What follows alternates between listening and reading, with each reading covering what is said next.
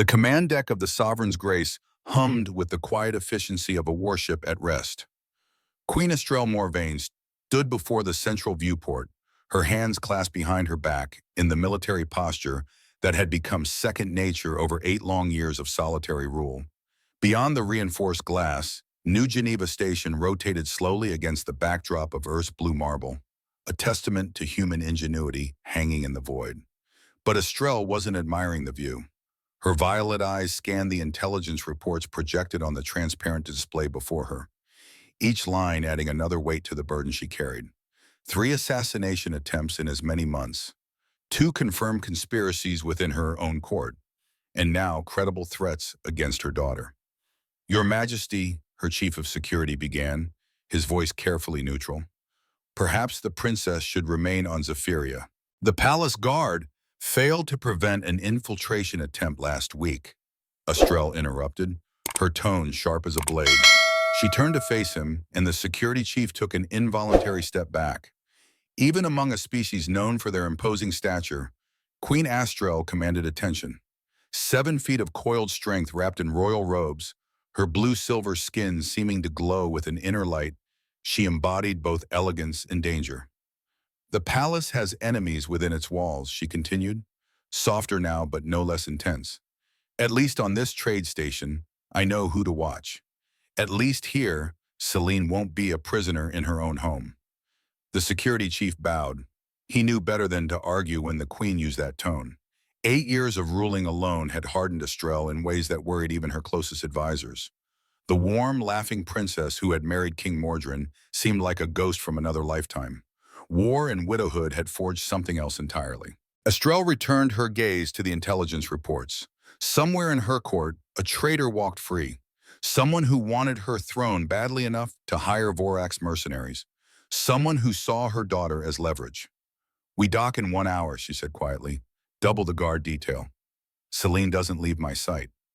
The Sovereign's Grace glided toward the docking bay, carrying a queen who had forgotten how to trust, and a princess who still believed in heroes. She had no way of knowing that in 36 hours, a maintenance worker with gentle eyes and a warrior's heart would teach her that strength didn't mean standing alone. The smell of burned wiring hit Thaddeus Brennan before he even opened the access panel. A combination of stale air and something that might have been a small animal that crawled into the ventilation system and never crawled out. He grimaced, adjusting the tool belt around his waist that had seen better decades. "Another day in paradise," he muttered to himself, his Texas drawl softened by years of space station living, but never quite erased. At 68 years old, Thad had long since made peace with his life's trajectory. Combat medical officer to maintenance supervisor wasn't the career arc anyone dreamed of, but it was honest work. It was quiet work. And after Desert Storm, after Emily, quiet was exactly what he needed. The cargo bay of New Geneva Station stretched out behind him, a cavernous space that never quite stopped moving. Forklifts hummed, cargo containers shifted. The diverse species of the galaxy went about their business with the casual indifference of people who had learned to coexist out of necessity rather than affection. Thad liked it here on Level 7, down where the real work happened, where nobody asked about your past or expected you to be anything other than competent, where a man could lose himself in the simple satisfaction of fixing things that were broken. He pulled out his sonic wrench and started humming an old Johnny Cash song as he worked. His hands moved with the practiced efficiency of someone who had spent decades learning that precision mattered. That attention to detail saved lives, even if the only lives he was saving these days belonged to ventilation systems. "Yo, Brennan!" The voice belonged to Peters, a younger cargo handler. "Heard the Zephyrians are docking today. Royal visit, big security sweep coming through." Thad grunted acknowledgement without looking up. Royal visits meant increased scrutiny, which meant more forms to fill out, which meant exactly the kind of attention he spent most of his energy avoiding. You know, the Queen herself, and her kid. Peters leaned against a cargo container. "Must be nice, right? Being royalty, having people do everything for you."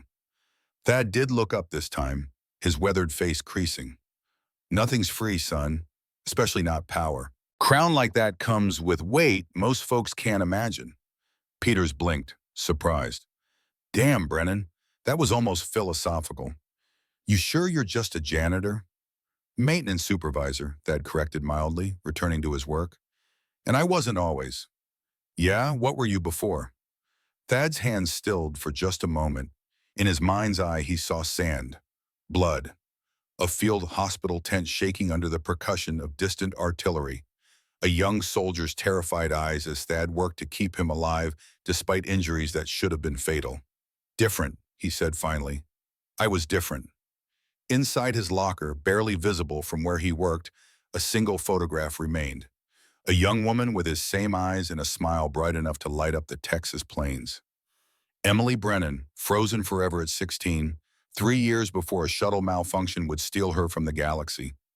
8 years since that call. 8 years of quiet work and quieter grief. 8 years of telling himself that some losses you just learn to carry. He had no idea that in 10 hours, a little girl's scream would tear him out of that invisibility forever. The docking bay transformed into controlled chaos as the Sovereign's grace settled into its berth.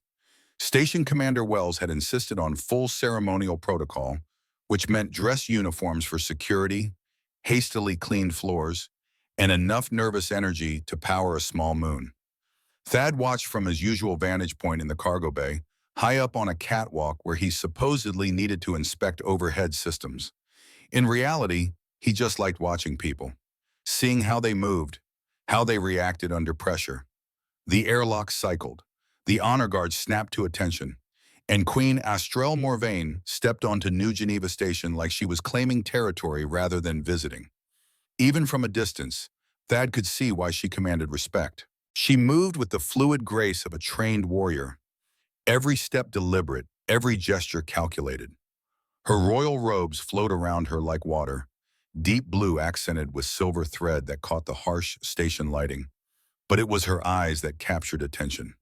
Violet and ancient, scanning the crowd with the wariness of someone who had survived too many betrayals. Behind her, surrounded by 4 royal guards who looked like they could bench press a cargo shuttle, walked a small figure that made Thad's breath catch. Princess Celine couldn't have been more than 8 years old. Where her mother radiated controlled danger, the child practically vibrated with curiosity barely contained by protocol. Her blue-silver skin was a shade lighter than Astrelle's, and her violet eyes held wonder instead of suspicion. She kept turning her head, trying to see everything at once, until one of the guards gently redirected her attention forward. Thad felt something twist in his chest. Recognition, maybe? Or memory. Emily had looked at the world with that same hungry curiosity, that same belief that everything was an adventure waiting to happen. For it all went wrong. He watched as Commander Wells gave his welcoming speech, full of diplomatic pleasantries that Astrelle received with polite coldness. Her attention never fully left her daughter. Even while nodding at the commander's words, Astrelle tracked Celine's position, her guard's formation, the sight lines of the docking bay. A mother protecting her child. Thad understood that instinct on a molecular level. The royal party began moving toward their assigned quarters. Thad turned to head back to his duties, but something made him pause. Call it instinct. Call it paranoia learned in war zones. He glanced back one more time and saw Princess Celine looking directly at him. Across the expanse of the docking bay, through the crowd of diplomats and guards and station personnel, a little girl met the eyes of an old maintenance worker and smiled. It was a child's smile. Pure, uncomplicated. The kind of smile that said she still believed the universe was fundamentally good. Thad found himself smiling back before he could stop himself. Then the royal party rounded a corner and disappeared from view, and he was alone again with the machinery and the memories. He shook his head, chuckling softly. Getting sentimental in your old age, Brennan. But the smile stayed with him as he returned to work. Stayed with him through the afternoon inspection rounds. Stayed with him as he filed his reports and prepared for the evening shift. Stayed with him right up until the moment he heard screaming from the maintenance tunnels. The maintenance tunnels of New Geneva Station formed a labyrinth beneath the public corridors. Miles of cramped passages filled with pipes, conduits, and the vital systems that kept 10,000 souls alive in the vacuum of space. During normal operations, only maintenance crews ventured into these arteries of metal and shadow, which made them perfect for activities that required privacy. Thad had been finishing a routine check on the atmospheric processors when he heard it. At first, he thought it was just the station settling, the normal creaks and groans of a structure this size. But then it came again, a child crying. He froze, tool in hand, every nerve suddenly alert. Children didn't belong in the maintenance tunnels. The sound came again, muffled but unmistakable. And underneath it, voices. Deep, rough, threatening. Thad's training kicked in before his brain could catch up. He set down his tools with deliberate silence, pulled a small flashlight from his belt, and moved toward the sound with the careful steps of someone who had once needed to navigate hostile territory without being detected. The tunnel opened into a wider junction where 6 passages met. Pipes ran along the ceiling like metal veins. Emergency lighting cast everything in shades of amber and shadow.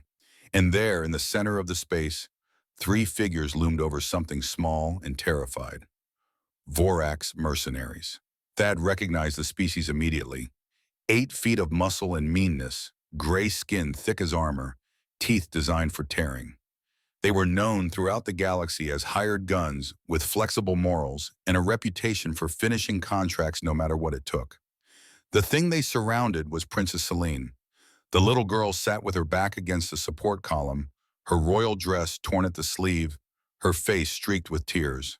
One of the Vorax held a wicked-looking knife, its blade serrated and stained. "Tell us," the largest Vorax growled, his voice like gravel being crushed. "Where does your mother keep the quantum encryption keys? Where does she store the fleet command protocols?" "I don't know," Selene sobbed. "I'm just a child. Please, I don't know anything. Please let me go." The Vorax with the knife knelt down. "Your mother thinks she's so smart, so strong, but we know her weakness." He gestured at Selene with the blade. "We hurt you. She gives us what we want." The third Vorax laughed. "Should we start with fingers? Or maybe an eye?" Thad felt something cold settle in his chest, something he hadn't felt in years. Not since Desert Storm. Not since the last time he had to choose between walking away and stepping into hell. His body was 68 years old. His joints ached in cold weather. His reflexes weren't what they used to be. He was unarmed except for a flashlight and whatever tools he could improvise. The Vorax were armed, armored, and trained killers. The math was simple. The smart play was to back away quietly, find station security, let professionals handle it. But Thad had never been particularly good at math. "Hey," he said, stepping into the light. His voice carried the calm authority of someone who had given orders under fire. "Leave the kid alone." All 3 Vorax turned. The largest one straightened to his full height, which put the top of Thad's head at about chest level on the alien mercenary. "What do we have here?" the leader rumbled. "A brave little human or just a stupid one?" "Old one," Thad corrected, moving to place himself between the Vorax and Selene. He didn't look at the girl. Didn't dare.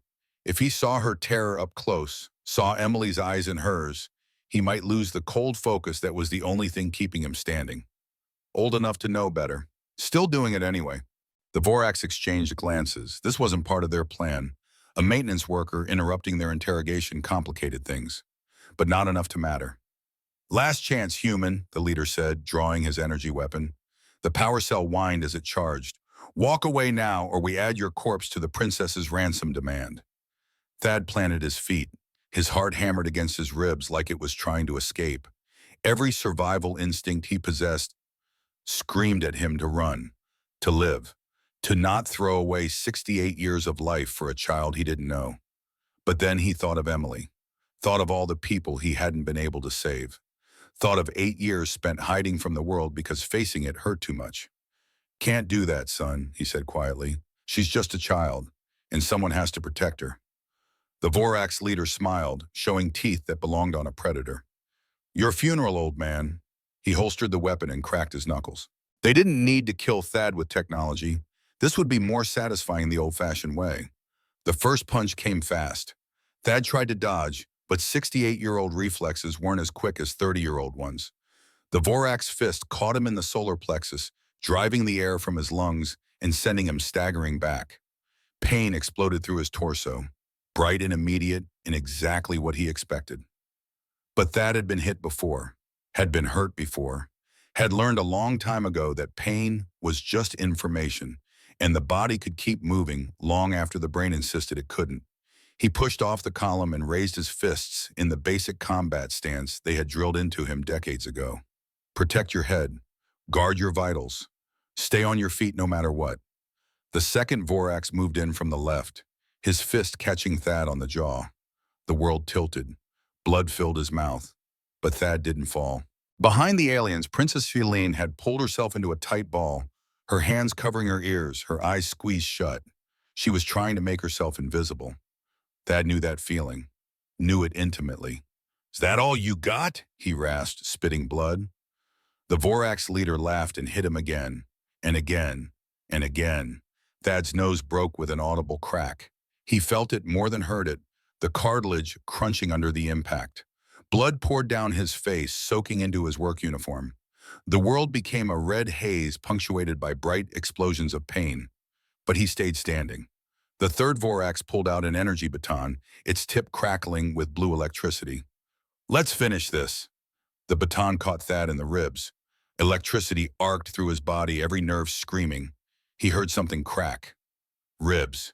Definitely ribs. The kind of break that would hurt for months if he lived long enough for it to matter. He went down on one knee, his vision tunneling. Somewhere in the distance, he could hear Celine crying, could hear the Vorax laughing, could hear his own labored breathing, wet and ragged. In his mind, he was back in Desert Storm, back in that burning building in Kuwait City, back to the moment when he had to choose between saving himself or saving a civilian family trapped in the basement. He had chosen them, had carried out 3 children and their mother while the building collapsed around him, had received a Bronze Star and a permanent injury that still made his shoulder ache, had learned that sometimes the right choice was also the hardest one. Thad planted his other foot and pushed himself upright. His legs shook, his vision swam, blood dripped from his chin in a steady stream. But he was standing. He moved back between the Vorax and Celine. The leader's smile faded. "Why won't you stay down?" "Because I couldn't save my sister," Thad said, the words coming from somewhere deep and broken inside him. "But I can save her." The confession hung in the air between them. Truth laid bare in a maintenance tunnel, witnessed only by monsters and a terrified child. The Vorax leader studied him for a long moment. Then he pulled out the energy pistol again. "Brave," he said simply, "but stupid." The weapon charged. The whine built to a crescendo. Thad closed his eyes and waited for the end. Instead, he heard alarms. Station security. Someone must have heard the fight. The Vorax heard it too, their heads snapping toward the tunnel entrance. "Security's coming," the leader hissed. "We leave. Now." "What about the human?" The leader glanced at Thad, who had somehow remained standing, despite looking like he'd gone 10 rounds with a cargo shuttle. "Leave him. He won't last much longer anyway." They disappeared into the tunnels with practiced efficiency. The sound of their footsteps faded, replaced by the approaching thunder of security boots. Thad felt his legs finally give out. He collapsed to the tunnel floor, every part of him screaming. Blood pooled beneath him. His vision narrowed to a pinpoint, but then small hands touched his face. Princess Celine had crawled over to him, her own tears forgotten in concern for the man who had saved her. Her violet eyes were enormous in the dim light, filled with wonder and gratitude. "Thank you," she whispered. "I'll never forget you.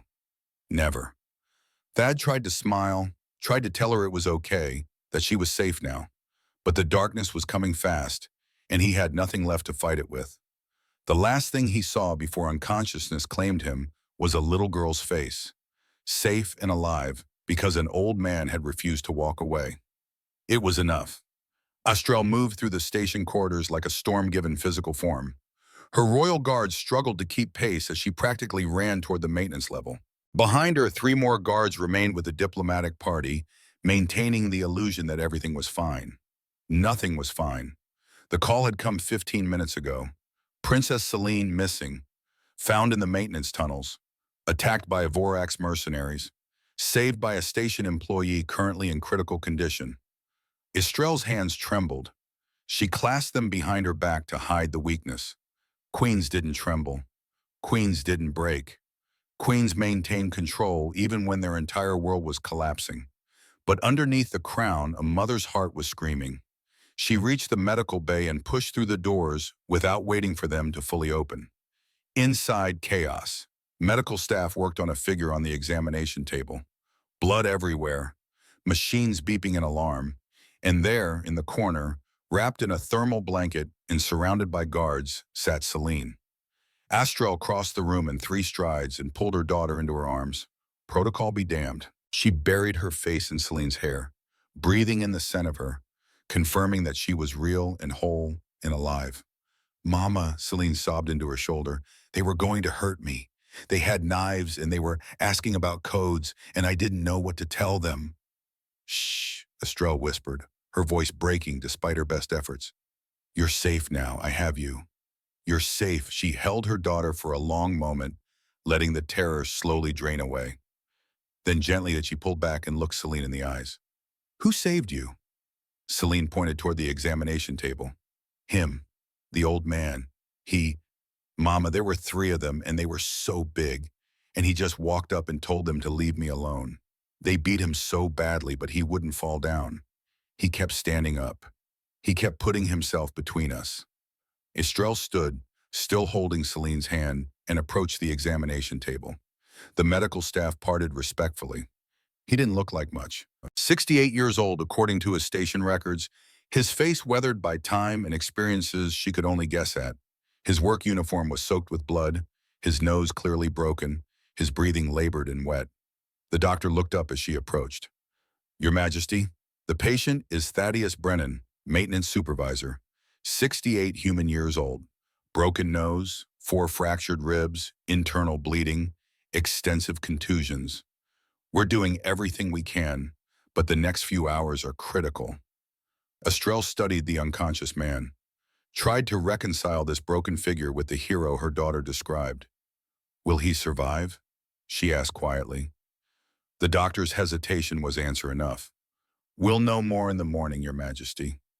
Estrelle reached out and gently touched Thaddeus Brennan's hand where it lay on the examination table. His skin was cold, the skin of someone in shock, their body trying desperately to hold on.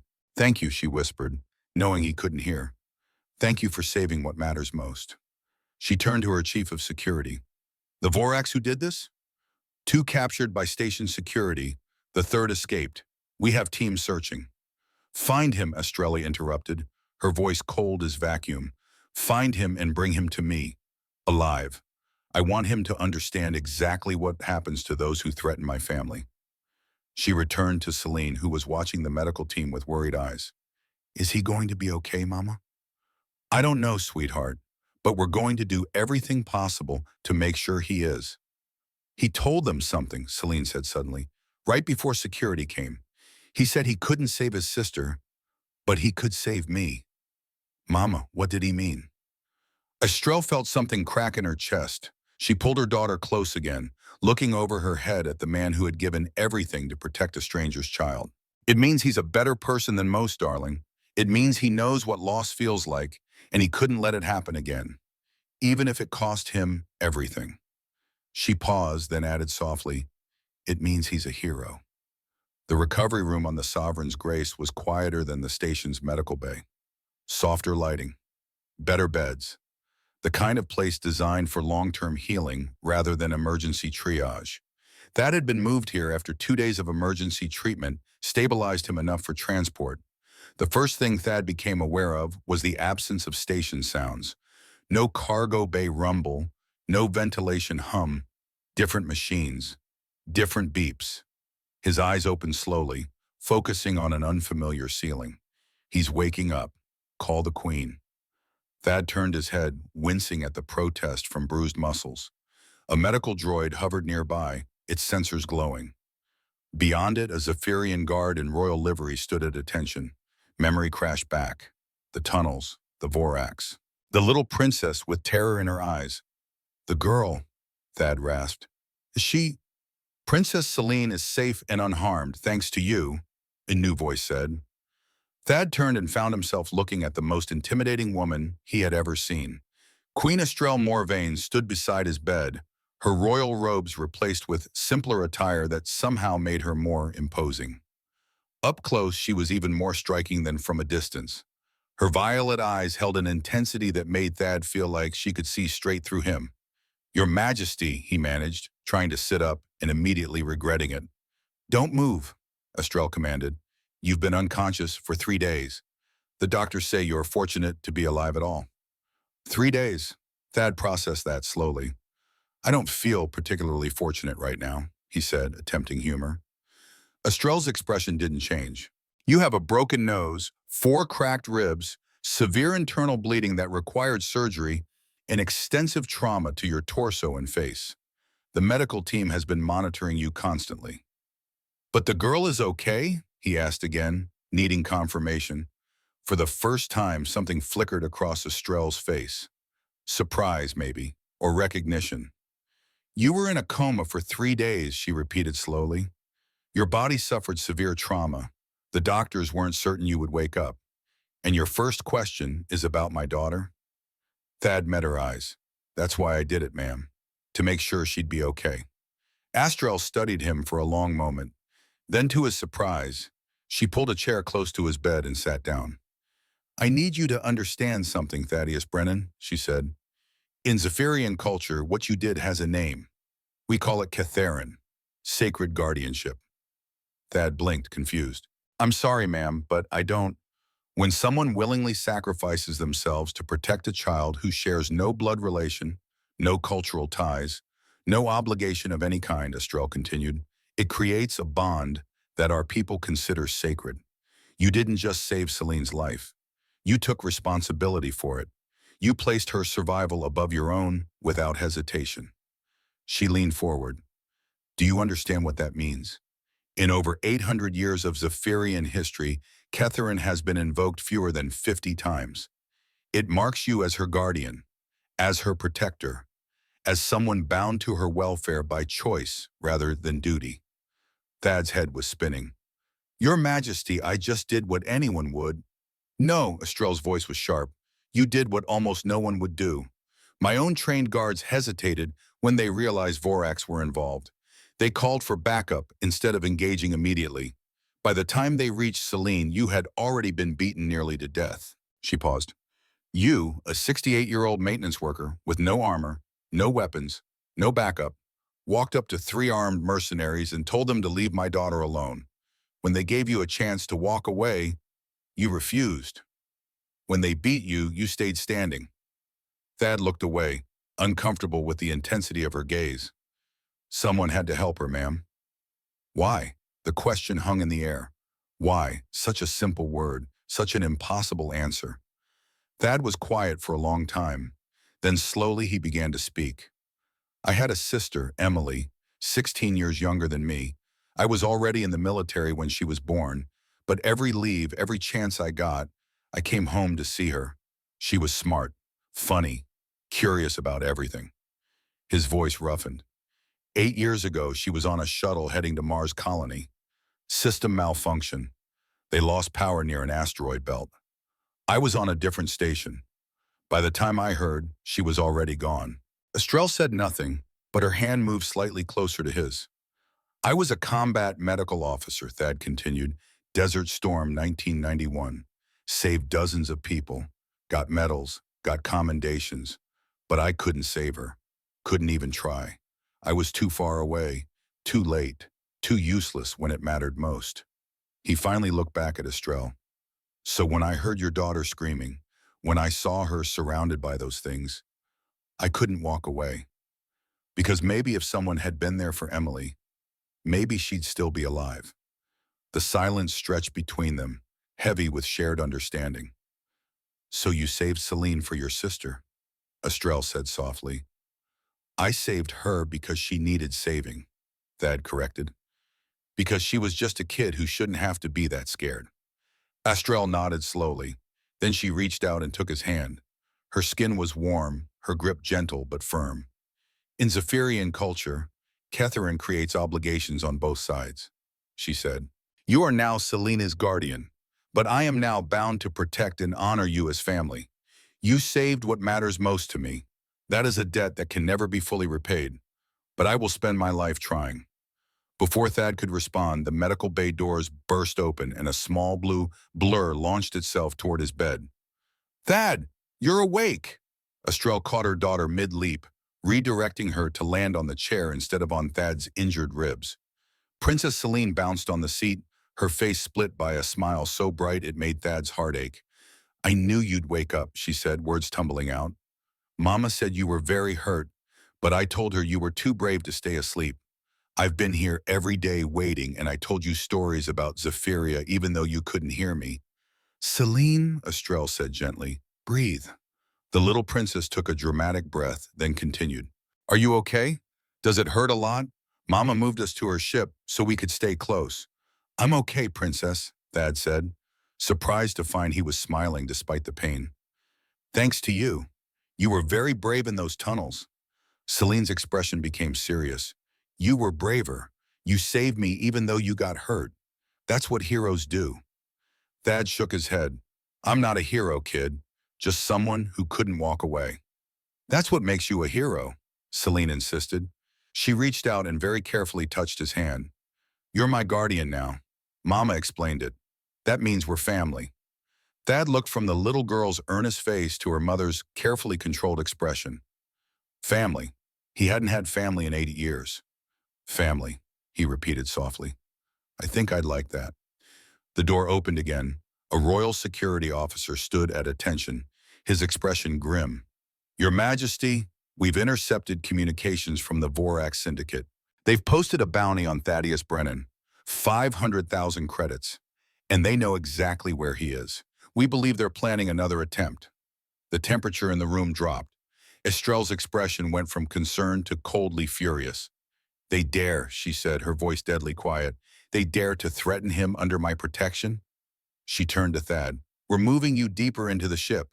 You'll be under constant guard until these mercenaries are found and eliminated. Your Majesty, I can't, Thad started. You saved my daughter, Estrelle interrupted, and for the first time Thad heard real emotion crack through her controlled facade.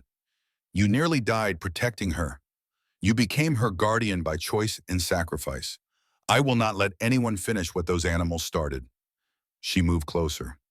You are under my protection now, Thaddeus Brennan. That is not negotiable. You saved my child, now I save you. Celine grabbed Thad's hand. Please stay safe, Thad. I need my guardian to get better. Looking into those earnest violet eyes, Thad found he couldn't refuse. Okay, princess, he said softly. Okay. The observation deck of the Sovereign's Grace was empty when Thad found it. The massive viewport offered an unobstructed view of the station, Earth beyond it, and the infinite stars. He'd discovered this spot during his walking exercises. Late evening was when it was most likely to be deserted, or so he'd thought. Can't sleep either? Thad turned and found Queen Estrelle standing in the doorway. She'd changed from her formal robes into something simpler. Her silver hair hung loose around her shoulders. She looked younger, more human, despite being decidedly not human. And tired. So incredibly tired. Ma'am, Thad said, straightening, I didn't mean to intrude. Stop. Estrelle moved into the room. First, I told you to call me Estrelle. Second, this deck is as much yours as mine. Third, you're recovering from injuries sustained protecting my daughter.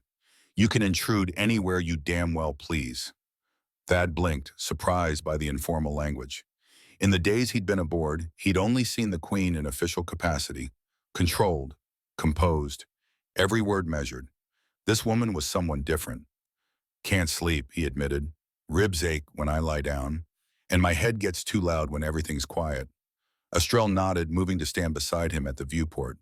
They stood in silence, two people looking at the same stars and seeing different things. Celine laughs with you, Estrelle said finally. Really laughs. The kind that comes from feeling safe and happy, not the polite laugh she uses at diplomatic functions. She paused. She hasn't laughed like that since Mordrin died. How long ago? Thad asked. 8 years. Celine was 6 months old. Pirates attacked a convoy of refugee ships. Mordrin took his personal squadron to defend them. Other times I tell myself that Emily wouldn't want me hiding from the world, that she'd kick my ass for wasting 8 years feeling sorry for myself. You didn't give up. You survived. I existed. There's a difference. The silence stretched again, but it wasn't uncomfortable.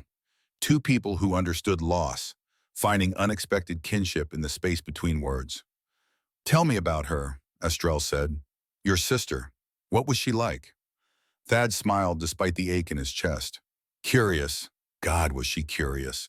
Wanted to know how everything worked. Used to drive our parents crazy with questions. He pulled up a mental image of Emily at 12, covered in engine grease. She was going to be an engineer, had a scholarship to Mars Tech, best scores in her class. She sounds remarkable. She was, and I couldn't save her. Estrell's hand moved, and this time she did touch his arm. I couldn't save Mordrin. I was in the throne room handling trade negotiations while he died in the black. By the time I heard, he was already gone. She closed her eyes. I dream about it sometimes. Dream that I received the message earlier, that I took my fleet and arrived in time. But you didn't, Thad said gently. But I didn't. She opened her eyes, and they were bright with unshed tears. So I have 8 years of wondering if I failed him, if I prioritized the wrong things. That's grief talking, Thad said. Grief always asks, what if? Never has good answers. Is that what you tell yourself about Emily? Every damn day. They stood in silence again, and Thad felt something shift between them. Recognition, understanding. The knowledge that they were both warriors who had won every battle except the ones that mattered most. I'm glad you're here, Estrell said finally. Celine needs you. She needs someone who sees her as a child first and a princess second. What about you? The question was out before Thad could think better of it. What do you need? Estrell turned to look at him, surprise evident. What? You've spent 8 years taking care of everyone else, running a planet, raising a daughter, fighting enemies. Who takes care of you? For a long moment, Estrell didn't answer. Then so quietly he almost didn't hear it. No one, Tim. Queens don't get taken care of. We take care of others. That's bullshit. The profanity seemed to surprise her more than the sentiment. Excuse me? With all due respect, that's bullshit. Everyone needs someone. Doesn't matter if you're a queen or a maintenance worker. Being strong doesn't mean never breaking. It means having someone to help put you back together when you do. Estrell stared at him. Then to his complete shock, she laughed. Really laughed. You know what's funny? I have advisors who've served me for decades. Generals who fought beside me. And none of them have ever talked to me the way you just did. Should I apologize? Absolutely not. She moved closer. It's refreshing. Terrifying, but refreshing. I've been called worse. I doubt that. Estrell's expression softened. Thank you, Thad, for the honesty, for reminding me that strength and vulnerability aren't opposites. Before Thad could respond, the ship-wide comm activated. Your Majesty, this is the bridge. Emergency. Station alarms reporting reactor malfunction on level 3. Multiple casualties. Radiation levels critical. The transformation was instantaneous. The tired woman vanished, replaced by the Queen. Estrell's spine straightened, her jaw set. I'm on my way. Alert medical. Prepare emergency response teams. She was already moving when she paused. Stay here, you're still recovering. But Thad was already following, his ribs forgotten in the surge of adrenaline. How many casualties? That's not your concern. I'm a combat medical officer, Thad interrupted. Trained in emergency response and triage. How many? Estrell studied him for a heartbeat, then made her decision. 4 workers trapped in the reactor core. Radiation levels fatal for most species. Station commander says there's no way to reach them in time. They reached the bridge together. The command crew snapped to attention, but Estrell waved them back. Report, she commanded. The communications officer pulled up the data. Reactor cooling system failed. 4 workers trapped behind emergency containment doors. Radiation at 900 rads and climbing. Less than an hour before lethal exposure kills them. Can emergency teams reach them? Estrell asked. The only access passes through the reactor chamber. No species on the station can survive those levels long enough. Thad stepped forward. Humans can. Every head turned. Estrell's expression shifted to immediate refusal. Absolutely not. You're still recovering. Humans have higher radiation tolerance, Thad interrupted. Not immunity, but enough to survive exposure long enough for extraction.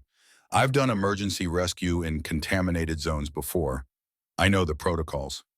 You can barely walk without wincing, Estrell shot back. Your ribs are fractured. This is suicide. It's 4 lives, Thad met her eyes. 4 people who will die if no one tries. I can do this. You could die. I could, but they will die. There's a difference. The bridge was silent. Every crew member watched the standoff between their queen and the human who had somehow become part of their circle.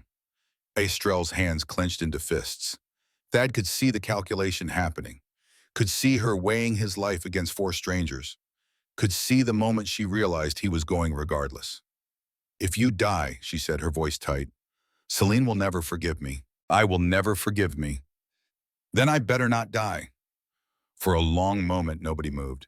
Then Estrell straightened. Prepare rescue gear, full radiation suit, medical kit rated for contamination zones, and she paused. I'm going with him. The bridge erupted in protests. The tactical officer stood. Your Majesty, that's not up for discussion. Estrell's tone allowed no argument. I don't ask my people to take risks I won't take. And if Guardian Brennan is walking into hell, he doesn't walk alone. Thad opened his mouth to protest, but Estrell cut him off with a look. You said everyone needs someone, she said quietly. Consider this me returning the favor. The radiation suit felt like wearing a coffin. Heavy, restrictive, claustrophobic. But it was the only thing between Thad and lethal exposure. Beside him, Queen Estrell wore similar gear, modified for her greater height. Through the helmet's faceplate, he could see her expression, set and determined. They stood at the airlock leading into New Geneva Station's reactor level.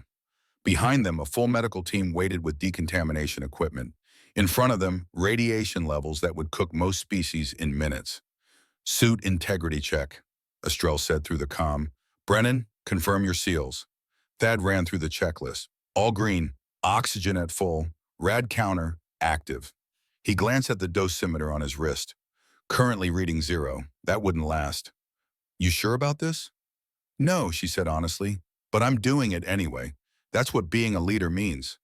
The airlock cycled. The inner door opened, revealing a corridor bathed in emergency lighting and warning strobes. The radiation alarm was a constant wail. They moved forward together. The corridor opened into the reactor chamber, and Thad felt his breath catch.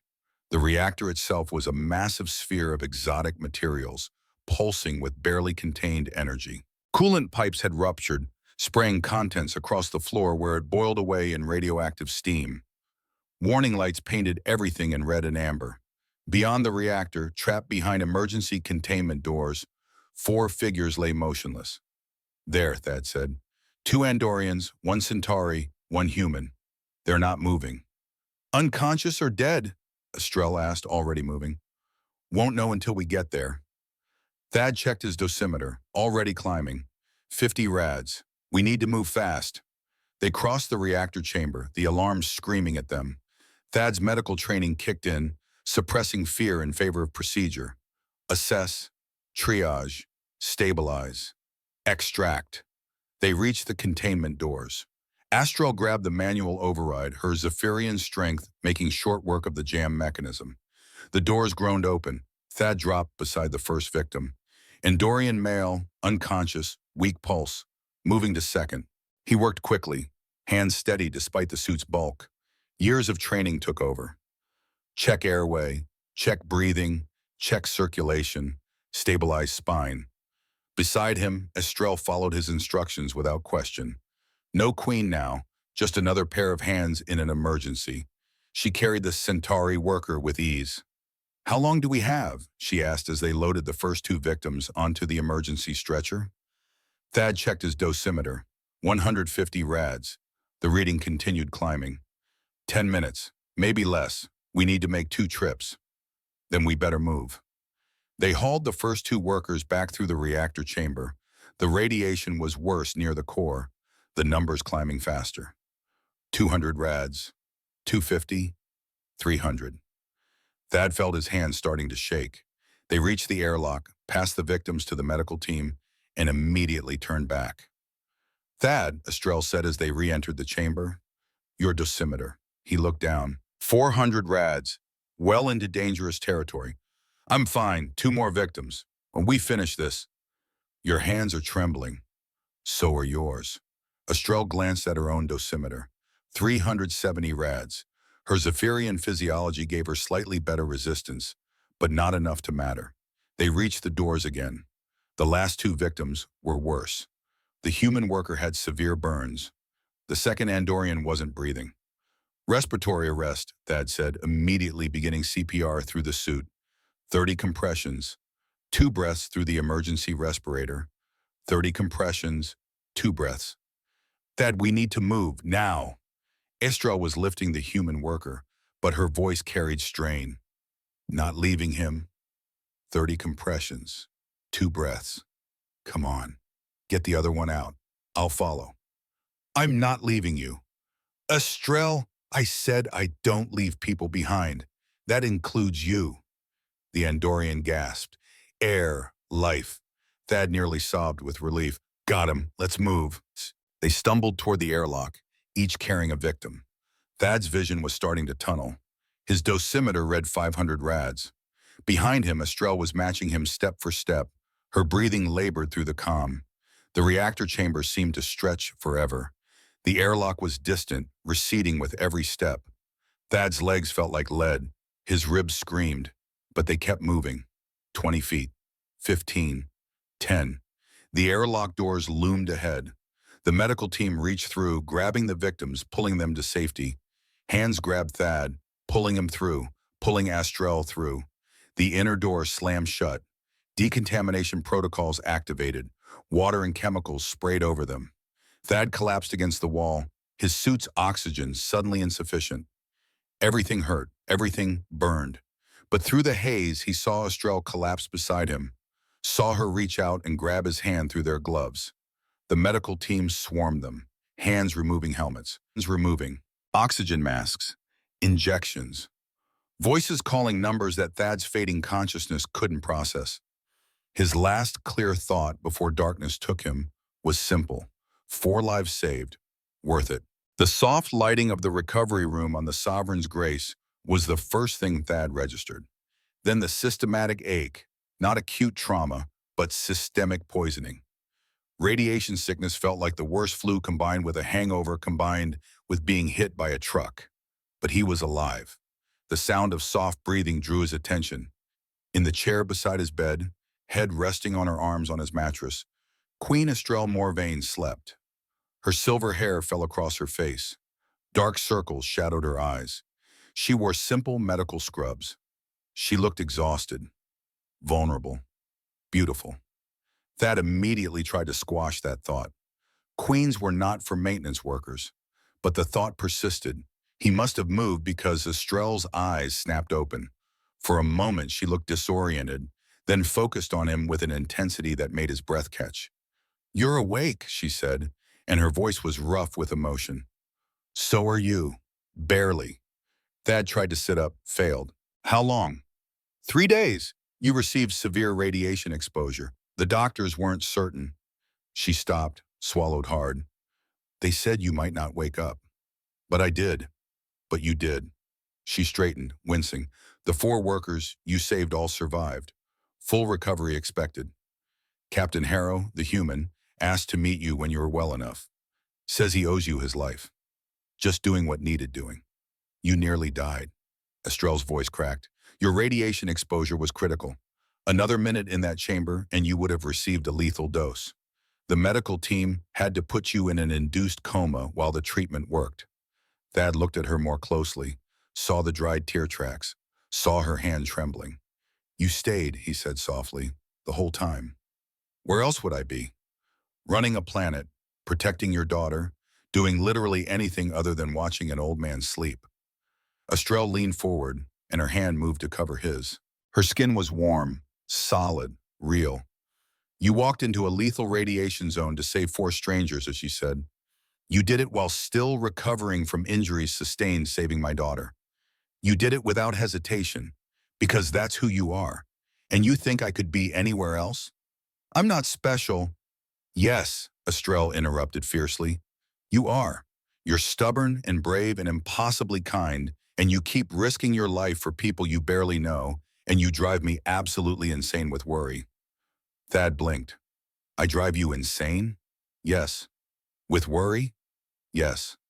Why? Estrelle stared at him. Because I care about you, you idiot. Because in 2 weeks you've become part of my family.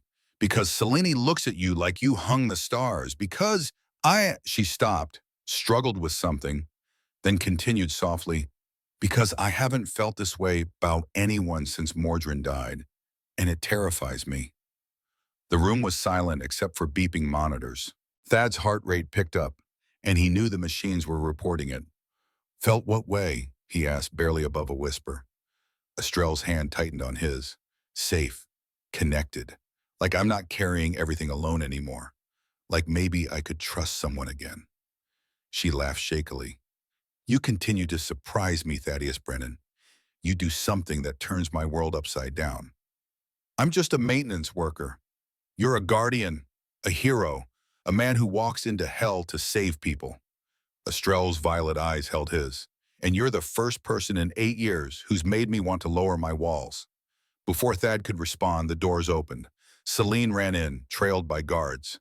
Thad, you're awake. I told Mama you'd be okay.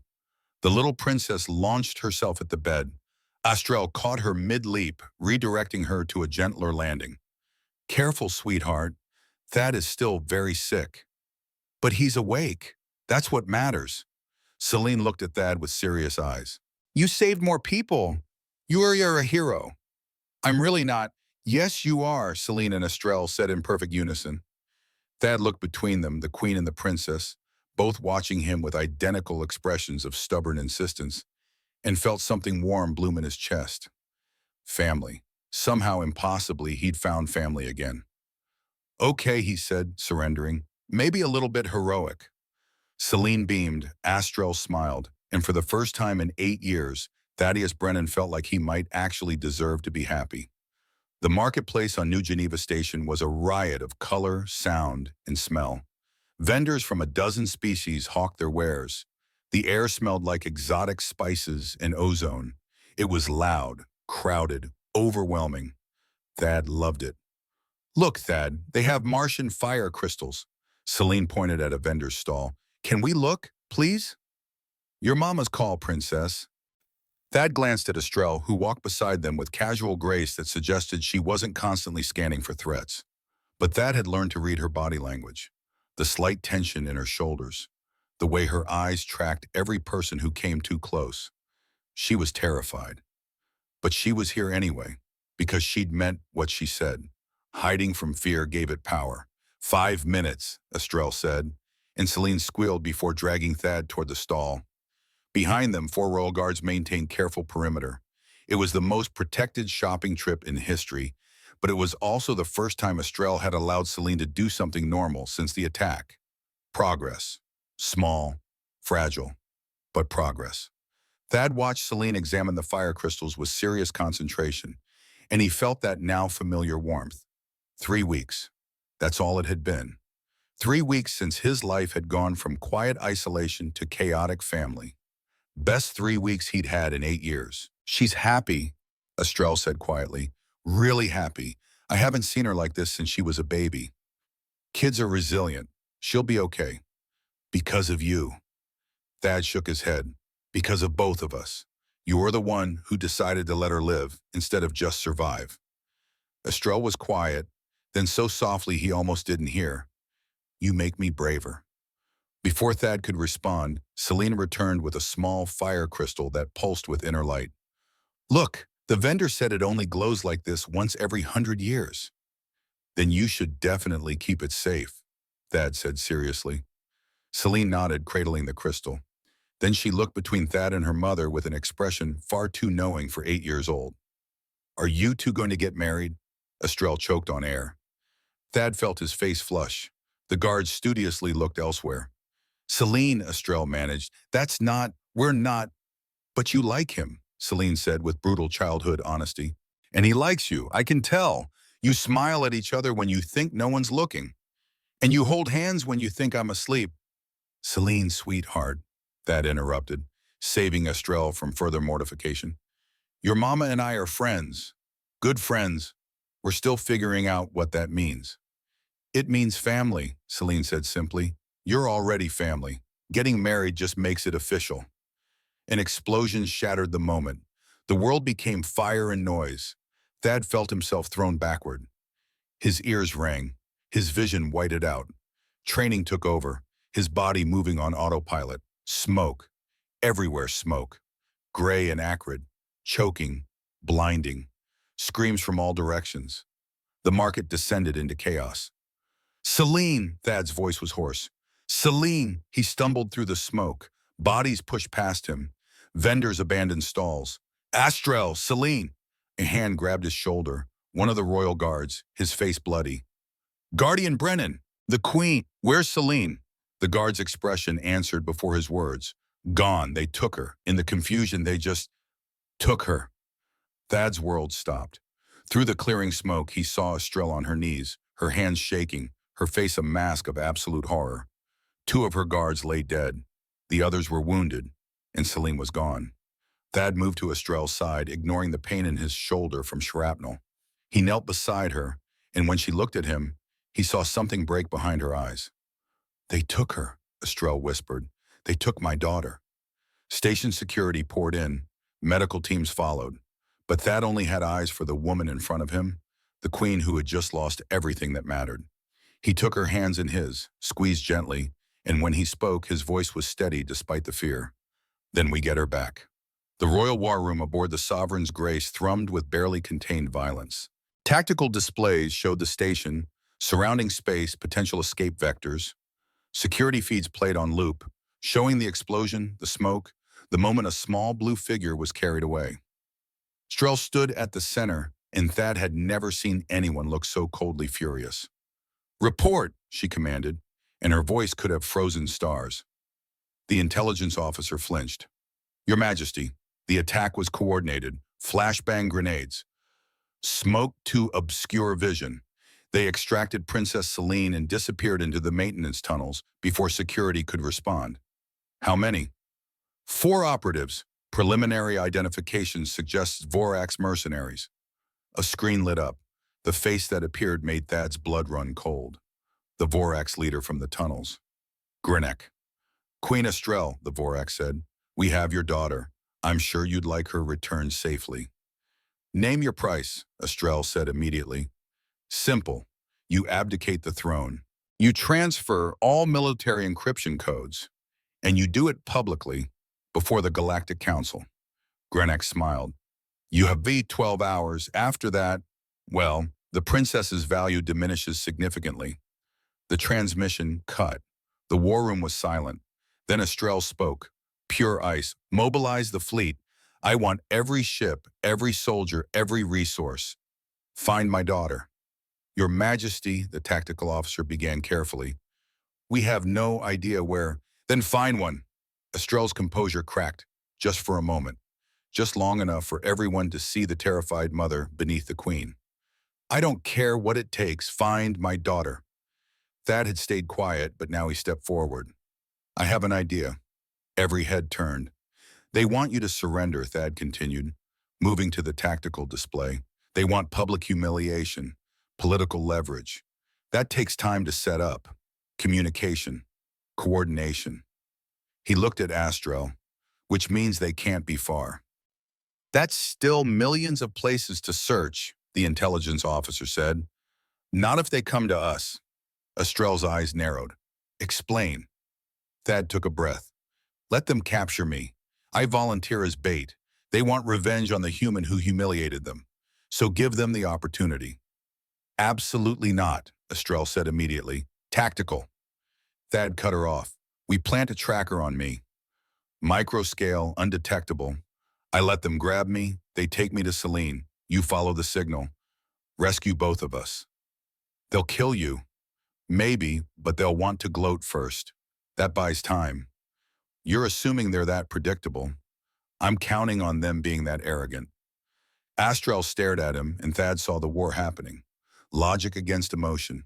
Strategy against fear. Queen against mother. If this goes wrong, she said slowly, If I lose both of you, you won't. Thad moved closer, pitching his voice low. I promised Selene I'd protect her. I keep my promises. And I'm not losing another little girl because I was too scared to try.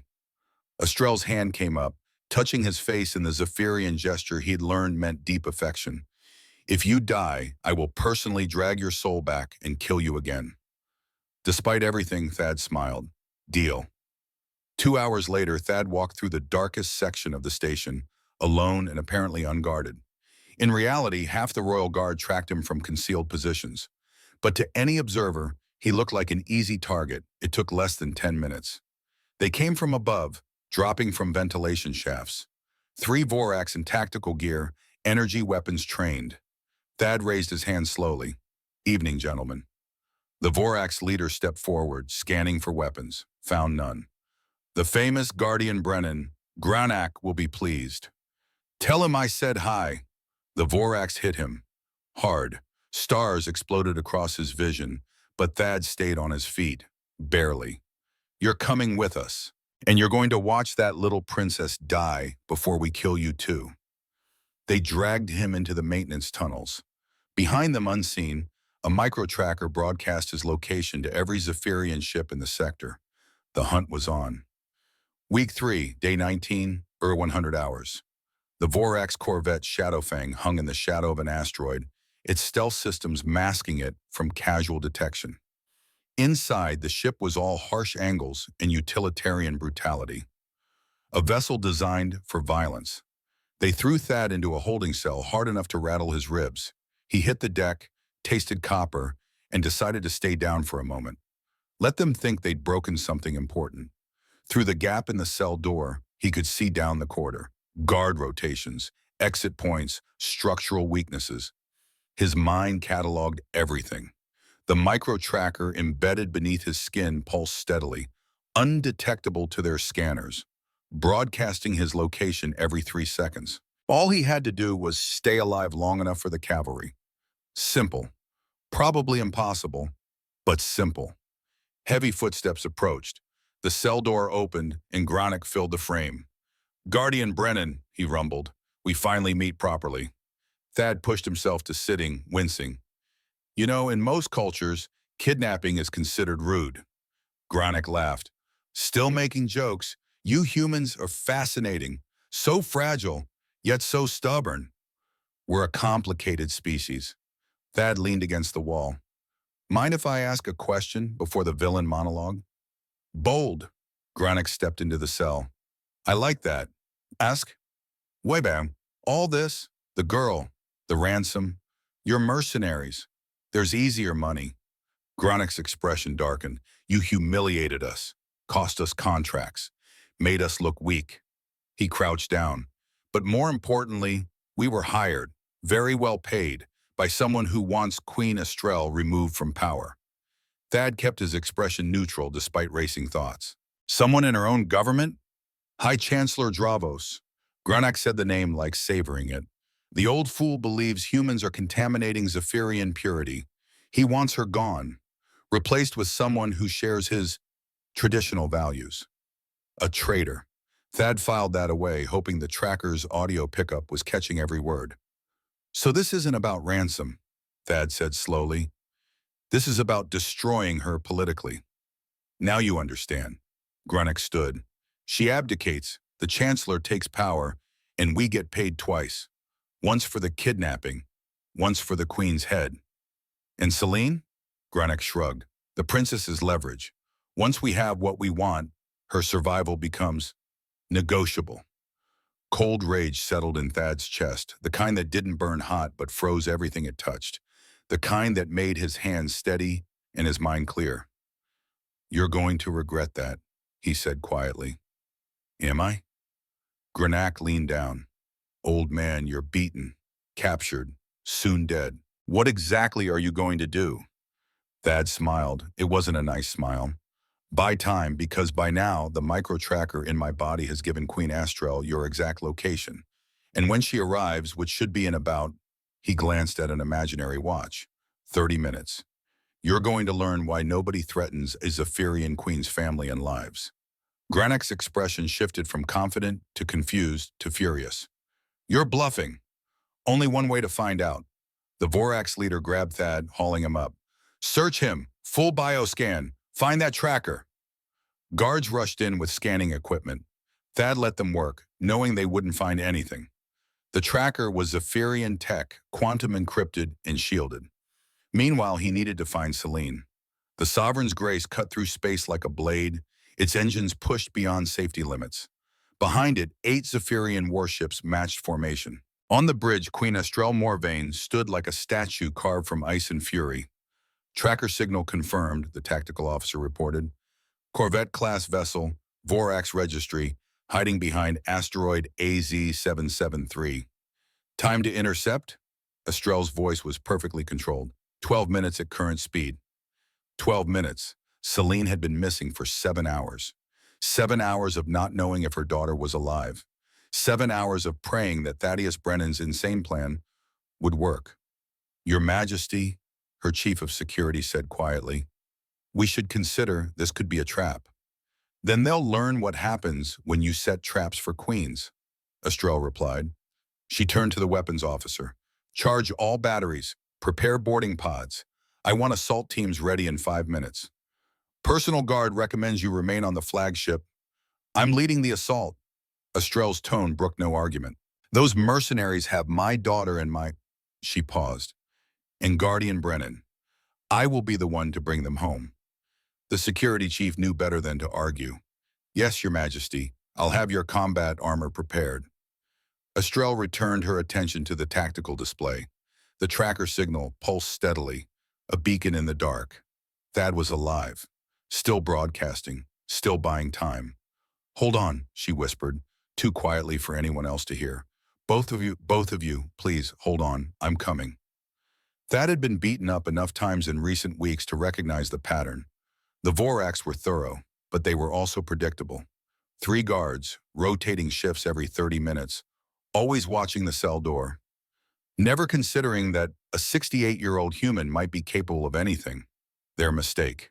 During the last shift change, Thad had palmed a small piece of broken metal from the deck plating.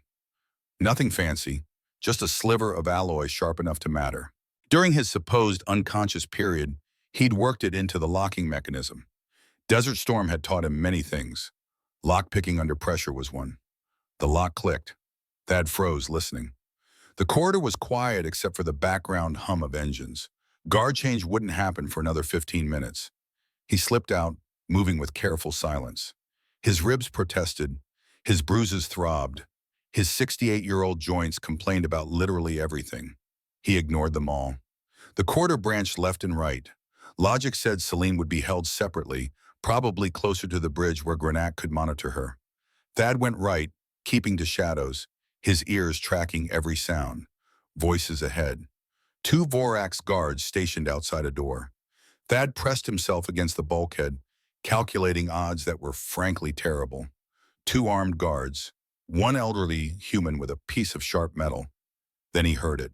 Through the door. Soft crying. Selene. The sound hit him like a physical blow.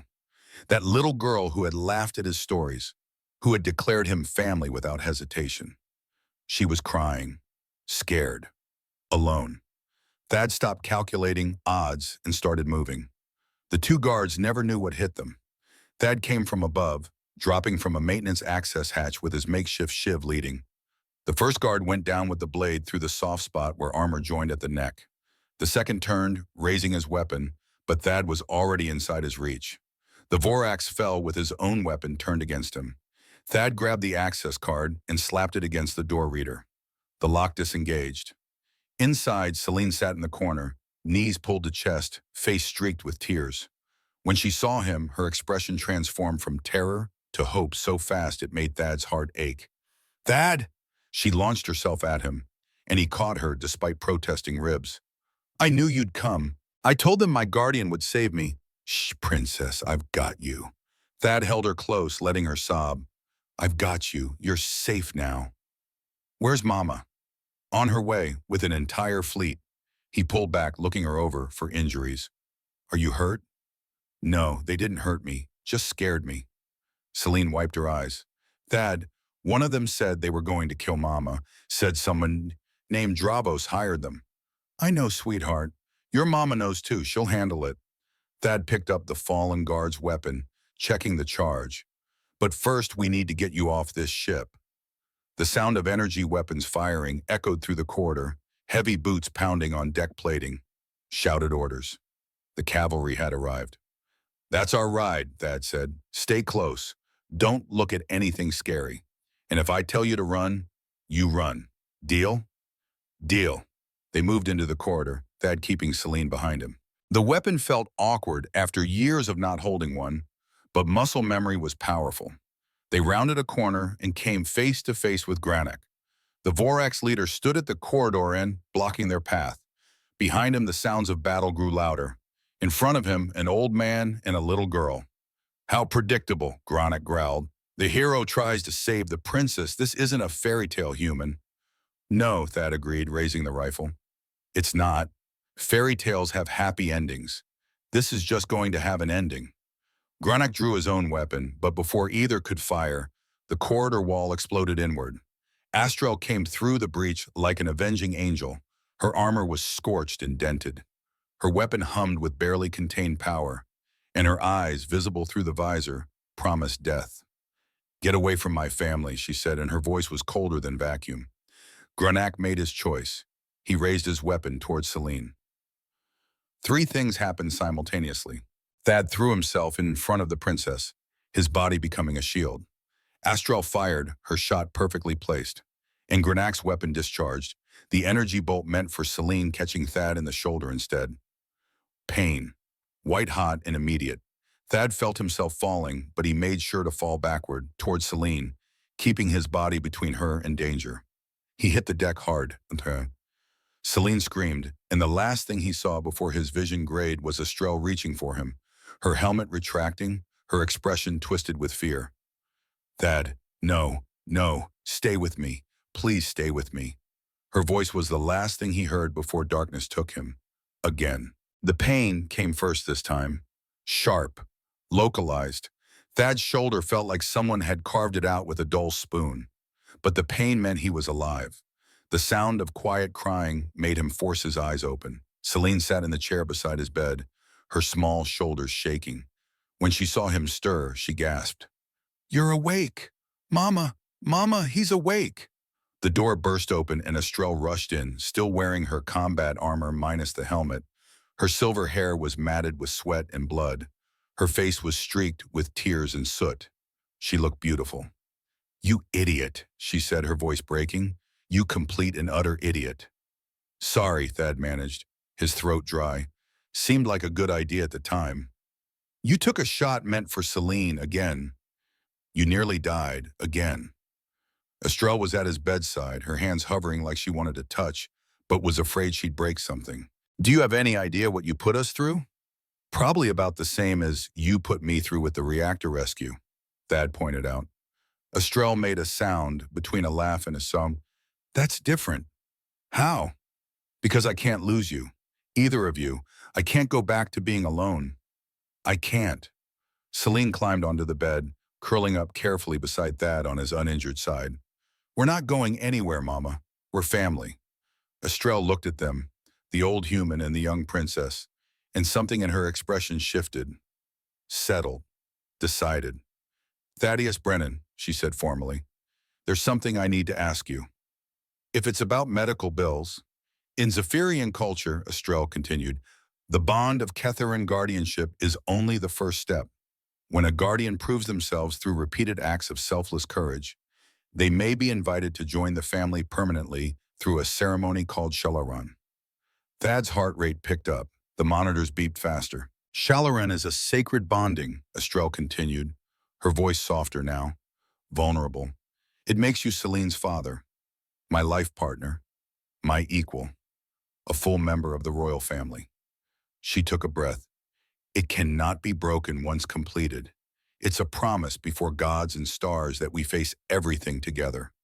Always. The medical bay was silent except for beeping monitors and Thad's ragged breathing. I'm asking you to marry me, Astrel said simply, to be Celine's father, to be my partner in raising her, ruling Zephyria, and whatever else the universe throws at us. I'm asking you to choose this family. Permanently. Thad looked at her, really looked. Saw the queen who commanded fleets. Saw the mother who would burn down the galaxy to protect her daughter. Saw the woman who had learned to trust again. Saw someone who looked at him like he was worth choosing. I'm 68 years old, he said slowly. I'm a maintenance worker. I have no money, no title, no political value. Well, you gave me back my daughter, Estrelle said. Twice. You gave me hope. You gave me partnership. You gave me someone who sees Estrelle, not just the crown. She moved closer, her hand making contact with his uninjured arm. You gave me everything that matters. What do you think, Princess? Thad asked Celine. The little girl looked up with eyes identical to her mother's. I think I want you to be my papa forever. I think Mama needs someone who makes her smile like you do. And I think if you say no, I'm going to be very upset. Despite everything, the pain, the exhaustion, the absolute insanity, Thad found himself smiling. Well, he said, can't have the princess upset. That's practically treason. Estrelle's expression transformed. Hope, joy, relief. Is that a yes? That's a yes. Thad reached up with his good hand and touched her face. I never thought I'd have a family again. Never thought I'd deserve one. But if you're crazy enough to want me, then yeah, I'm in. Celine squealed and hugged him carefully. Estrelle leaned down and pressed her forehead to his, the Zephyrian gesture of deepest affection, and Thad felt tears that might have been hers, or his, or both. Thank you, she whispered, for walking into that tunnel, for refusing to give up, for teaching me that strength isn't standing alone. Thank you for finding me, Thad whispered back, for giving me a reason to stop hiding. The moment was interrupted by the door opening. One of Estrelle's advisors stepped in, apologetic. Your Majesty, urgent. High Chancellor Dravos has activated a contingency plan. Vorax battle fleet, 40 warships, en route to this sector. Estimated arrival, 2 hours. The warmth drained from the room. Estrelle straightened, the queen settling back into place. He wants war, she said flatly. Then he'll get one. She looked at Thad and her expression softened for just a moment. Rest, heal, because when this is over, we're having that ceremony. Can't wait, Thad said. Try not to start any wars without me. Estrelle actually smiled. No promises. The sacred chamber aboard the Sovereign's Grace had been prepared in record time. Blue and silver banners hung from the ceiling. The ancient ceremonial altar had been brought from storage. A priest in traditional robes stood ready, his expression suggesting he'd performed many bonding ceremonies, but never under these circumstances.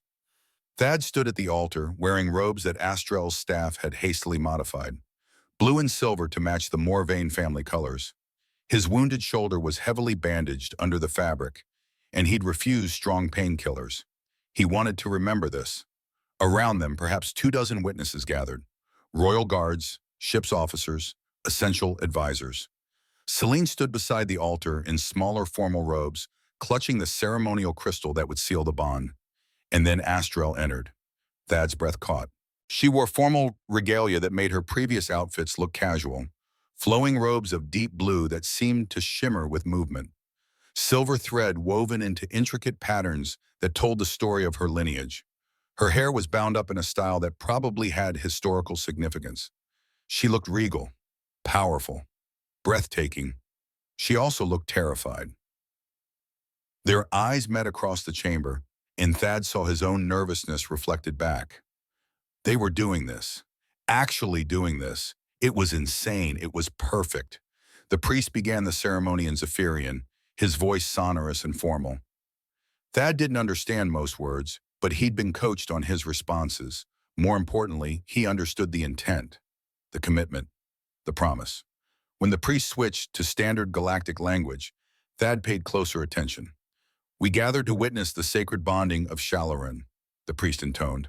A union not of convenience or politics, but of souls who have chosen each other through trial and sacrifice. Thaddeus Brennan of Earth, combat medical officer, guardian of the Morvain line. Do you accept the bond of Shalaran? Do you swear to protect this family with your life, your honor, and your heart? To share their joys and sorrows, their triumphs and failures, for as long as you draw breath. Thad looked at Estrell, then at Celine. His family, his choice, his second chance. I do, he said clearly. I accept the bond. I will protect this family with everything I am. I will be the father Celine deserves. I will be the partner Estrell needs. I will stand beside them through whatever comes. Always. The priest turned to Estrell. Estrell Morvain, Queen of Zephyria, protector of the realm, mother to Princess Celine. Do you accept Thaddeus Brennan as your bonded partner?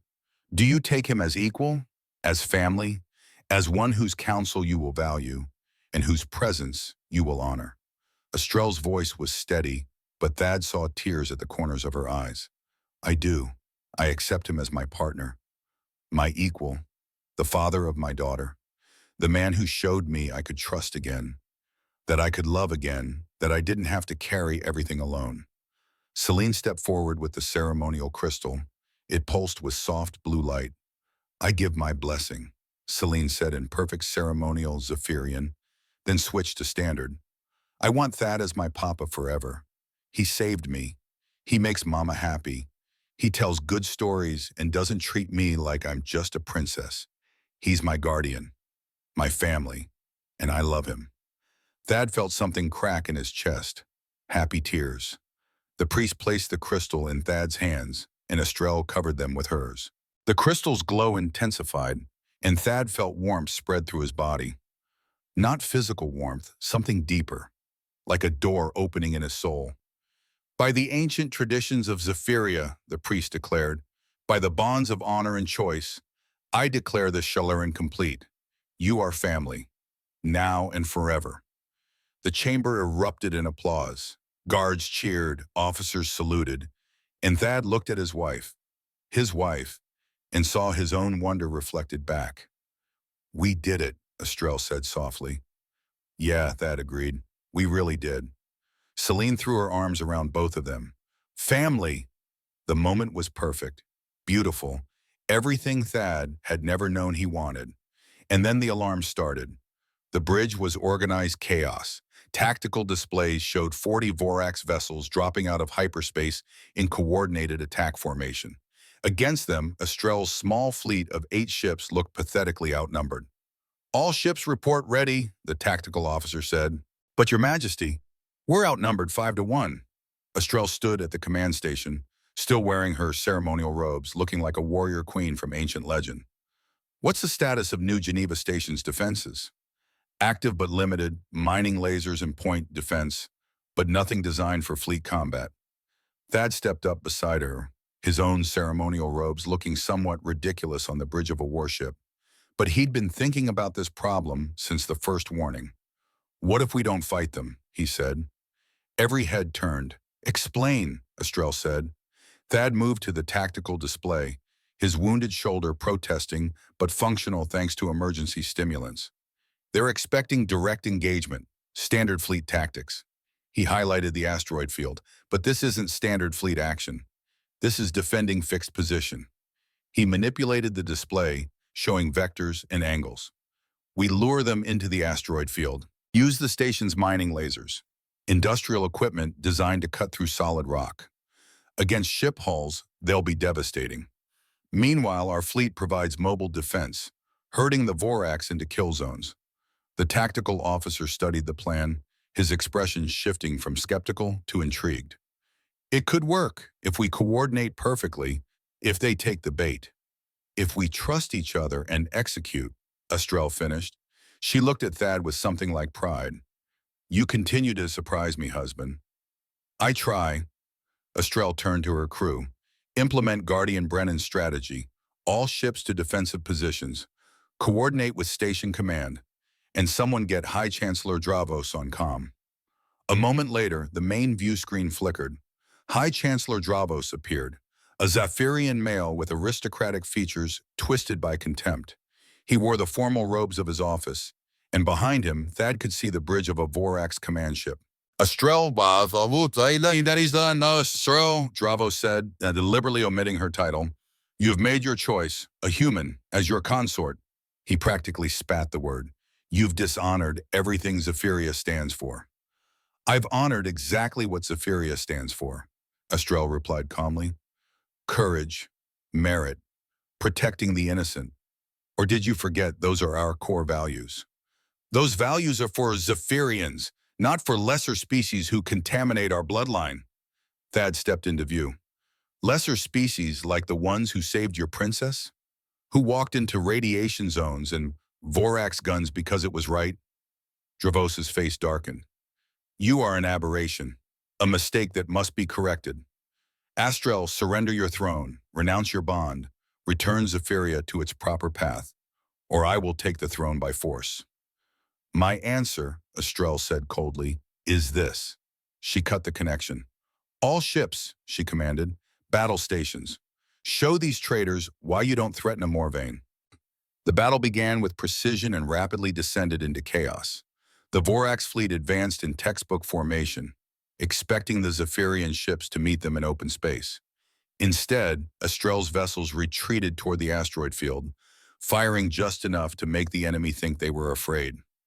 The Vorax took the bait. As they entered the asteroid field, New Geneva Station's mining lasers activated. Beams of coherent energy designed to slice through kilometers of rock tore into the Vorax ships. Shields designed for military weapons couldn't handle the raw power of industrial equipment. 3 Vorax destroyers died in the opening salvo. Enemy fleet breaking formation, the tactical officer reported. They're trying to locate the laser emplacements. Now, Estrel commanded. The Zephyrian fleet attacked from concealed positions. Not trying to win a slugging match, but darting in and out, herding the Vorax into kill zones where the mining lasers waited. It was working, slowly, but they were still outnumbered. Then something appeared on the sensor display that made the tactical officer gasp. Your Majesty, multiple hyperspace signatures, 50-plus vessels incoming. Thad's heart sank. Reinforcements for Dravos. They were finished. The ships dropped out of hyperspace and the bridge went silent. They weren't Vorax, human battlecruisers, Centauri destroyers, Andorian frigates, Trilaxian merchant vessels hastily armed, species from across the local sector, all broadcasting the same identification tag, allies. This is Captain Reynolds of the UNSS Perseverance. A familiar voice came over the comm. Queen Astrel, Guardian Brennan, sorry we're late. Couldn't let you fight this alone. Another voice joined in, Centauri. The Guardians saved my life in the reactor. Honor demands I repay that debt. Then Andorian. We stand with those who stand for others. Then Trilaxian. The maintenance workers showed us honor. We return honor. Ship after ship declared allegiance. An impromptu fleet united by one thing, respect for the man who had repeatedly risked everything to help strangers. Estrel looked at Thad, her expression stunned. You did this. Your actions, your sacrifices. You built this alliance without even trying. I just tried to help, Thad said quietly. Exactly. The battle's momentum shifted instantly. 60 ships against 35 Vorax vessels. The mercenaries, seeing the odds, began to break formation. Some tried to retreat. Others attempted to surrender. A few diehards fought on, but their outcome was inevitable. Dravos's flagship tried to run. Oh, no, you don't, Estrel said. Tactical. Disable that ship. I want him alive. The boarding action on Dravos's captured flagship was brief and efficient. The High Chancellor had barricaded himself on the bridge, surrounded by his last few loyal guards. Estrel's Marines breached the doors with shaped charges. Thad followed Estrel through the smoke, his wounded shoulders screaming but his weapon steady. Dravos stood at the command station, defiant even in defeat. You've won nothing. Zephyria will never accept a human in the royal family. My reign, Estrel said coldly, is strengthened because I've proven that courage and honor matter more than species or tradition. Because I've built alliances across the galaxy. Because I've shown that love and family are not weaknesses, but strengths. She gestured to the viewport, where the combined fleet hung in space. Look at them. Human, Centauri, Andorian, Trilaxian. United not by force or politics, but by respect for one man who kept helping people, even when it cost him everything. Dravos looked at Thad with pure hatred. You're just a human. You don't deserve... Maybe not, Thad interrupted, but I belong in this family. Astrel and Celine chose me. I chose them. And that's enough. Estrelle entered behind Celine, having changed into simpler clothes. She looked exhausted, happy, at peace. "Go ahead, sweetheart," she told Celine. "Tell them we'll be there soon." Celine bounced away, followed by her guards. Estrelle moved to stand beside Thad at the viewport. "Quite a day," she said. "Quite a 3 weeks," Thad corrected. They stood in comfortable silence, watching the stars. "I keep thinking about Emily," Thad said finally, "about how she would have loved this. The adventure, the KE, the absolute insanity of a maintenance worker marrying an alien queen." He smiled. "She would have thought it was the best story ever." "Tell me about her," Estrelle said. "Really tell me, not just the tragedy, the person." So Thad did. He talked about Emily's laugh, her curiosity, her dreams of being an engineer, about how she used to take apart everything just to see how it worked, about her plans to design better shuttle engines, so what happened to her would never happen to anyone else. Estrelle listened, her hand finding his. "She sounds remarkable," Estrelle said when he finished. "She was, and I couldn't save her. But I could save Celine." Thad turned to look at his wife. "Maybe that was the point. Maybe I was meant to be here, to save your daughter, to find you, to build this family." "I don't believe in destiny," Estrelle said, "but I believe in choice. You chose to help a screaming child instead of walking away. You chose to keep helping even when it nearly killed you. You chose us." She moved closer. "And I chose you, the man who sees people, not titles, who acts from the heart, who makes me believe the galaxy can be better." Thad cupped her face with his good hand. "I love you. I'm going to say that wrong a lot, because I'm 68 and stubborn, and I've spent 8 years not loving anyone. But I love you, you and Celine, my family. I love you too," Estrelle whispered. "My guardian, my husband, my heart." They kissed, and it was nothing like a fairy tale. It was better, real, imperfect. Two broken people who had found each other against impossible odds and decided that together they were strong enough for anything. Hand in hand, they walked toward the mess hall, where music and celebration waited, where their daughter danced with guards, where species who had been strangers now shared food and stories, where a maintenance worker had become a guardian, a husband, a father, and a symbol of hope. The gardens of the royal palace on Zephyria were in full bloom. Native flowers in shades of blue and silver swayed in the gentle breeze. In the distance, the capital city stretched toward the horizon. Thad sat on a bench, watching Celine chase butterfly-equivalent creatures through the flower beds. His shoulder had healed, his ribs had mended, even his nose looked mostly normal again. He traded his maintenance uniform for clothes that fit his new role. Comfortable but formal enough for a royal consort, he still felt ridiculous most of the time, but he'd learned to fake confidence. Celine caught a butterfly and brought it over. "Look, Papa, its wings change color based on mood." "That's amazing, Princess. Now, let it go before your mother finds out you've been catching palace fauna again." Celine giggled and released the creature, which flew away in a rainbow of colors. Footsteps announced visitors. Thad looked up to see a group of young Zephyrians in military cadet uniforms approaching. Behind them, their instructor, a grizzled veteran, gave Thad a respectful nod. "Guardian Brennan," the instructor said, "your students are here for their lesson." Thad stood, and Celine ran off to find her tutors. What had started as a casual suggestion from Estrelle had become a regular assignment, teaching combat medicine and field tactics to the next generation of Zephyrian officers. More importantly, teaching them principles. That strength meant protecting the weak. That courage meant acting despite fear. That honor meant doing what was right even when it cost everything. The cadets saluted. Thad returned it. "All right," he said. "Today we're covering triage in hostile environments. The scenario is simple. You're a medic with limited supplies, multiple casualties, and enemy forces approaching. You can't save everyone. So how do you decide who lives?" The cadets shifted uncomfortably. "Sir," one asked, "how did you decide? In Desert Storm?" Thad was quiet, remembering sand and blood and impossible choices.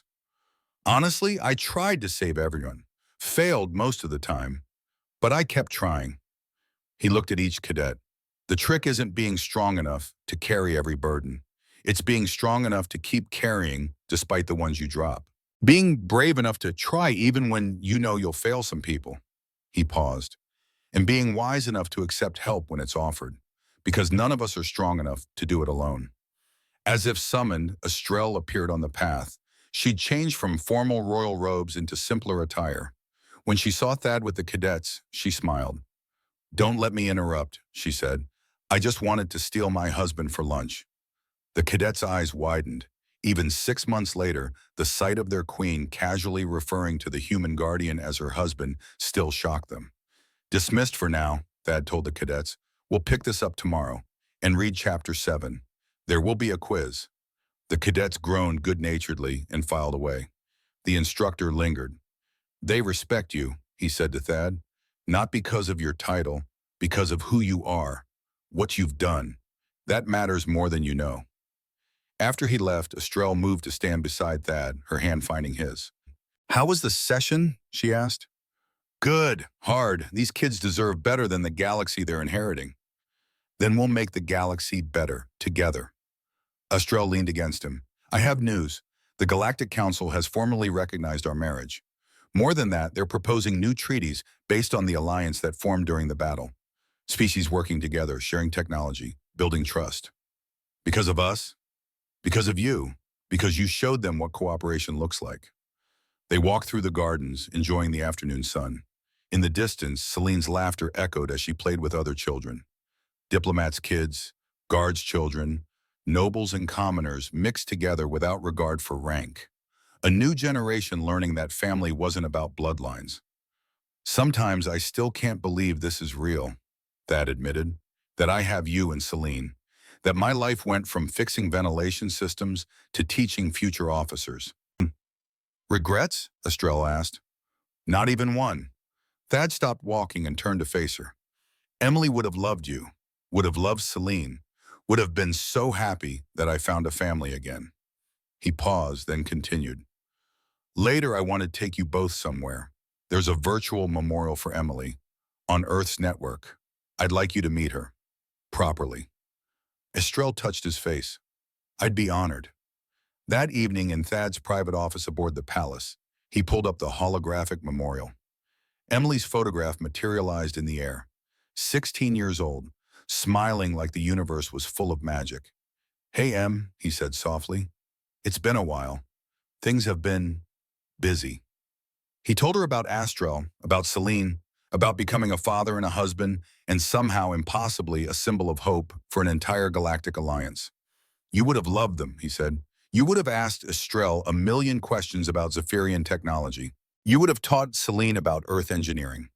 You would have made this family even better." He paused. "I'm okay now, Em, really okay. For the first time since you left, I'm not just surviving, I'm living. And I think you'd be proud of that." Behind him, Estrelle appeared in the doorway. She said nothing, just moved to stand beside him, her hand finding his shoulder. "She would be," Estrelle said quietly, looking at the photograph. "I never met her, but I know she would be, because you honor her memory by living fully, by loving completely, by being the person she believed you were." Celine peeked around her mother. "Is that Aunt Emily?" Thad's voice caught. "Yeah, Princess, that's her." Celine moved closer, studying the hologram with serious eyes. Then she placed a small holographic flower at the base of the memorial, a Zephyrian tradition. "Thank you for making Papa so brave, Aunt Emily," Celine said solemnly. "He saved me, and he makes Mama happy. I wish I could have met you." Thad pulled both of them close, Estrelle on one side, Celine on the other, and for the first time since Emily died, he felt complete. "She would have loved you both so much," he whispered. They stood there for a long moment, three people from different worlds, bound together by choice and love and sacrifice. Later, as they prepared for a diplomatic dinner, Estrelle mentioned one more piece of news. "The tribunal reached a verdict on Dravos," she said. Thad looked up from reviewing reports. "And?" "Exile, permanent, to a penal colony on the outer rim, stripped of title, lands, and honor. He'll spend the rest of his life isolated from everything he claimed to protect." Estrelle's expression was grim satisfaction. "The irony is poetic. He wanted to keep Zephyria pure. Now he'll never see it again." "How do you feel about it?" Relieved, angry that it came to this, sad that someone I once trusted turned into that. She sat beside him, but mostly grateful that we survived, that our family is safe, that his vision of Zephyria died with his treachery. Thad took her hand. The best revenge is living well. Then we're getting excellent revenge, Estrelle said, and smiled. That night at the diplomatic dinner, representatives from a dozen species gathered. At the center of it all was an unlikely story. A maintenance worker and a queen, a human and a Zephyrian, a family built not from bloodlines but from choice. From a single moment in a dark tunnel when an old man heard a child crying and decided he couldn't walk away. Sometimes the smallest decisions change the galaxy. As Thad stood beside his wife, watching Celine charm diplomats with stories about Earth animals, he thought about how far he'd come, from level 7 of New Geneva Station to the Royal Palace of Zephyria, from isolation to family, from existing to living. He'd taken a beating to protect a child, and in return, her alien mother had chosen him forever. It wasn't the ending he'd expected. It was so much better. The gardens were peaceful. The galaxy was changing. And somewhere in the stars, Thad liked to think Emily was smiling, because her big brother had finally stopped hiding, had finally found his way home. And home, it turned out, wasn't a place. It was 3 heartbeats walking through an alien garden on a sunny afternoon. It was a little girl's laughter echoing off palace walls. It was a queen's hand in his, steady and sure. It was choosing love over fear. Every single day. That was the real adventure. And it was just beginning.